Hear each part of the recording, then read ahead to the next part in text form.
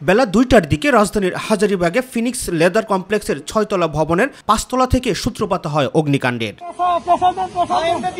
ধীরে ধীরে আগুন ছড়িয়ে পড়ে ৬তলায়, ক্ষতিগ্রস্ত হয় ভবনটিতে থাকা বেশ কয়েকটি কারখানার।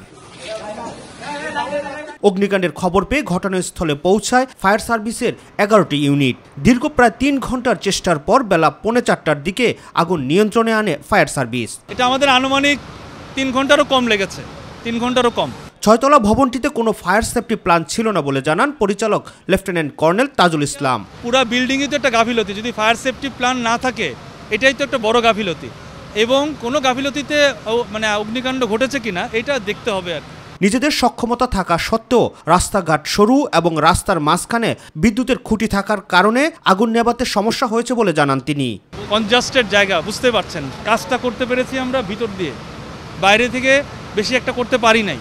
এটা আমাদের ব্যর্থ, মানে আমাদের এই কাজটা যে করতে পারি নাই এটা এই এলাকার এবং এখানকার যে সেটআপ, এই সেটআপের ব্যর্থতা। এদিকে ভবনের ভেতরে থাকা মেশিন ও মালপত্র পড়ে গেলেও অক্ষত অবস্থায় 4টি কোরআন শরীফ উদ্ধার করা হয়েছে বলে জানান স্থানীয় বাসিন্দারা। আমাদের মেশিনপত্র যা আসলে সব শেষ হয়ে গেছে, শুধু এই 4টা কোরআন শরীফই আপনার বাচ্চার আছে, ঠিক আছে, এই 4টা কোরআন শরীফই ঠিক আছে। উপরে পাটটা শুধু পড়ছে, আর তিনোটা কোরআন শরীফ খুব ইয়েতে আছে।